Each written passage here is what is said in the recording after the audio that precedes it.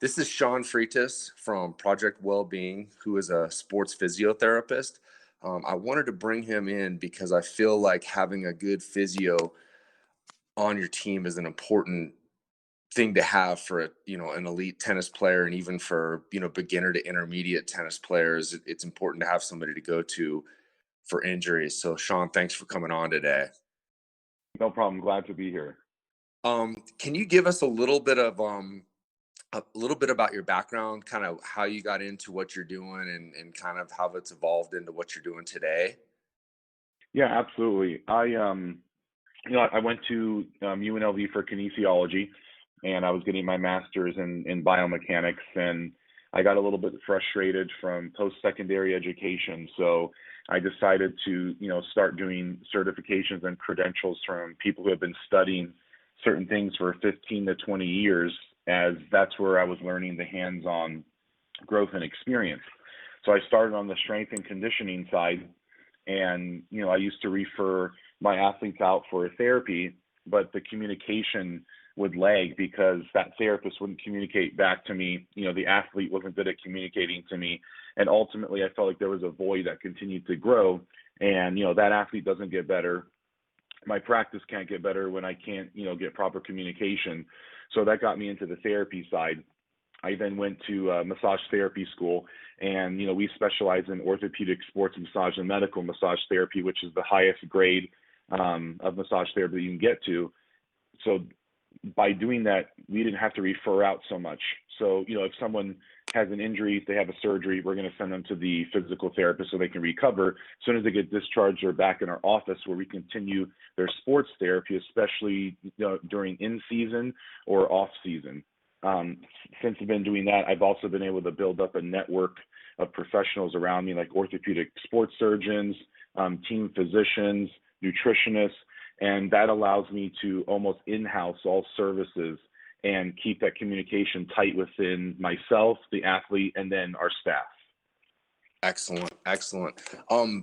Could you expand a little bit on like the treatment that you do versus maybe the typical medical treatment, or somebody that were even to go in just to physical therapy, where sometimes the modality is, rest, ice and stem, just maybe expand on the difference between the two philosophies? Yes, I would say we have a very active philosophy. So you may go into a physical therapy clinic or a chiropractor's office, and they're going to lay you down. They're going to put ice on you. They're going to put a heat pad on you. They're going to put stim unit on you, and they're going to leave you alone. Where when you're in our office, we are 100% hands-on. So you may put a stim unit on, but we're also working on you at the same time. We're trying to maximize, the athlete in that hour that we have them there for. We also do a lot of assessments. So before we work with anyone, either from the training side or the treatment side, we're assessing all their biomechanics. From the table standpoint, manual muscle testing, to off the table, either with strength tests or functional capacity screens, where we're looking at their active skill movements. And then we know exactly what type of therapy or treatment that person needs to get them back to their normal after doing a test. And this allows not only for me to work with them, but when I'm traveling with the Raiders, I'm able to have my staff work with the athletes. They know exactly what they've been doing because we're writing it all down. We're communicating with each other. That's going to be the difference. Is it's the hands-on. I think a lot of people are getting lazy in the industry. They're wanting to use a lot of machines. They're just pumping people out of their office. But eventually you can only do that for so long.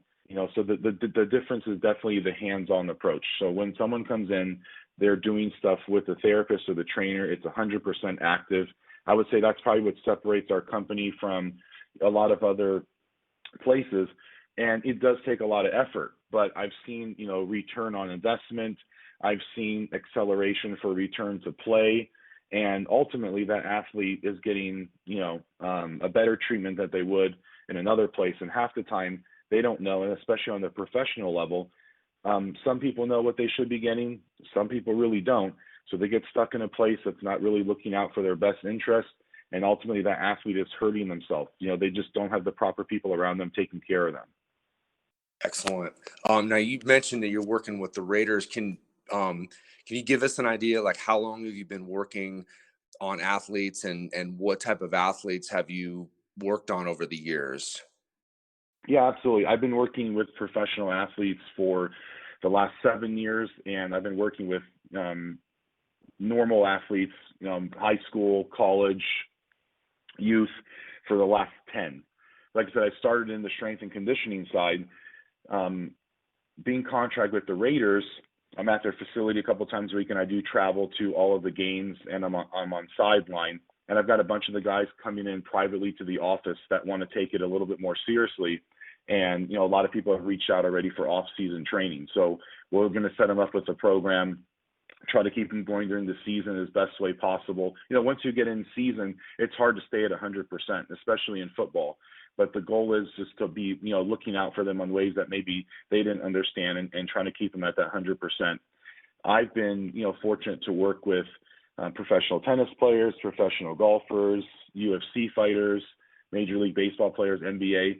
And what that's done is given me a very well-rounded edge on what to look for in an athlete. Because even though all the sports are different in skill, they're still receiving the same injuries. It is the overuse injuries that are killing people in sports, and it's starting in the youth because parents have their kids practicing for 5 to 6 hours a day. They're practicing like a professional athlete, and their recovery is non-existent. So for them to make it to the collegiate level, for them to make it to the professional level, it starts becoming very slim, and it's not because of how skilled they are. Okay, so you would say that probably the biggest issue that you're seeing with these athletes is overuse? Yeah, overuse and non-contact injuries. Overuse simply because they're not receiving recovery. They don't have an understanding that they need to do strength and conditioning in conjunction with their skill work. And non-contact injuries, again, overuse, not looking at people's balance. And, ultimately, there's not a lot of people that are looking at balance and strength and conditioning, but that's something that needs to happen, because again, those athletes are trusting wherever they're training at, like, oh, this is the best for me. But if you spend 4 months in off-season training and don't focus on your balance, you basically just set that person up for an injury during the off-season. I don't know the exact statistic, but I think 70 to 80% of injuries are non-contact. I mean, if you just look at the NFL right now, we just blew up with, soft tissue injuries. Okay. Now, when you say balance, could you maybe give an example of what some of the biggest problems or see with these athletes when it comes to balance? Yes, I'm always looking at the ankle complex and the hip complex as a whole. People have poor ankle mobility, poor stability of the midfoot, and that transfers all the way up into their hips. Where does it go from there? It's going into their spine, it's going into their shoulders, it's going into their neck. They can't rotate properly. They can't transition to different planes of motion properly. All those things start from the bottom up. Okay. So a lot of immobility and instability, and when you see initially on the ankle, and the hips. Yes.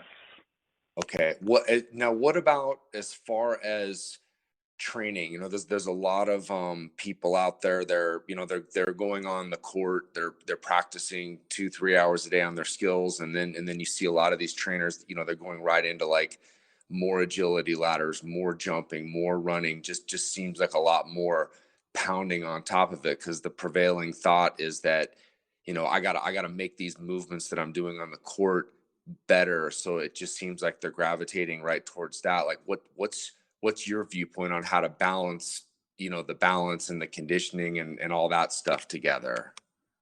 I would say, 90% of the trainers out there are working only in the sagittal plane, and they're only doing explosive movements. And that's because that's what we're seeing on YouTube, so you're seeing it on YouTube, they're seeing it on Bleacher Report. But what really makes an athlete better is someone to assess them and build a well-rounded strength and conditioning program that includes the performance. But instead of 4 days a week doing plyometric work, it should probably be one. And the reason is, basketball player, no reason why you should have them jumping in your office or your facility more than 1 day a week, especially in season or when they're practicing, because they're doing that 3 to 4 times a week. So now they're doing that 5 days a week. That's too much. And, that can be applied to pretty much any sport, but building a well-rounded program where you plug in Pilates with them, you plug in yoga with them, you plug in mobility with them, you plug in therapy, make it essential, make it non-negotiable.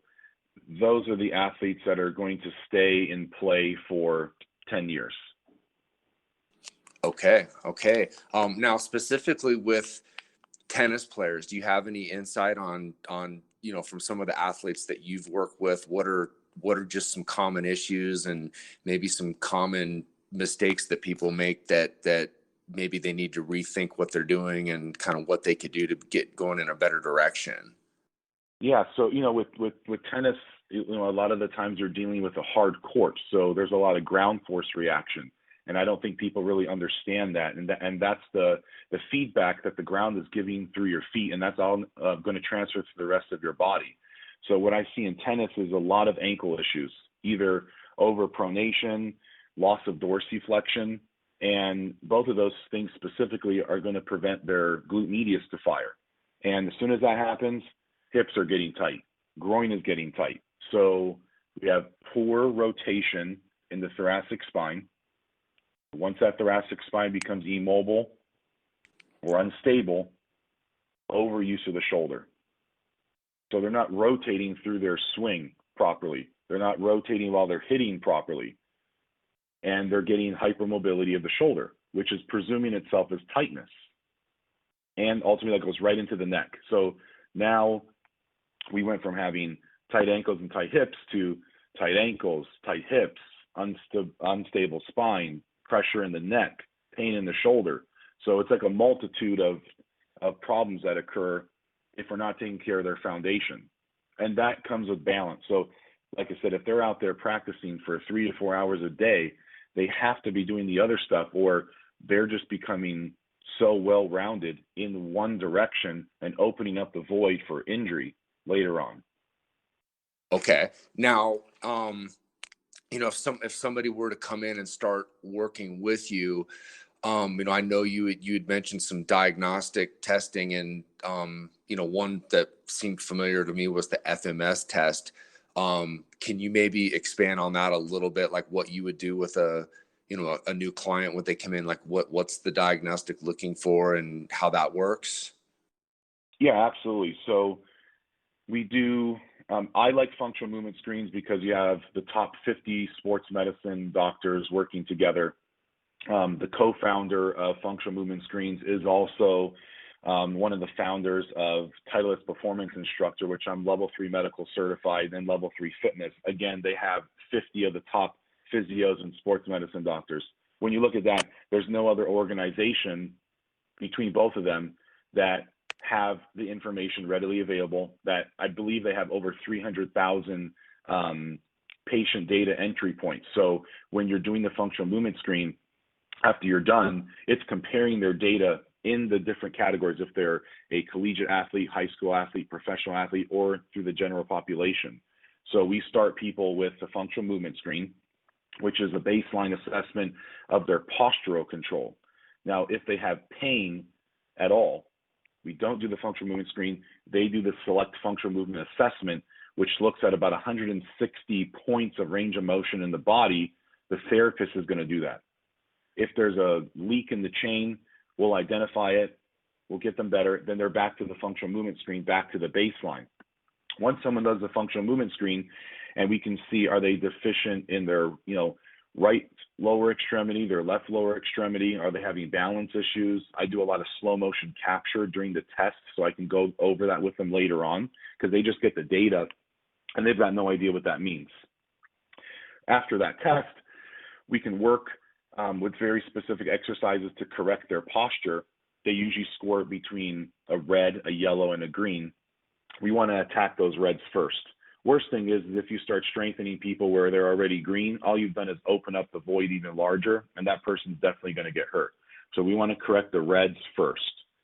After that, there's the YBT balance test, which tests for upper and lower quadrant extremities looking for deficiencies. So if your greater range of motion between the right leg and the left leg in some of these ranges of motion, it's over 4 centimeters, which is not a lot.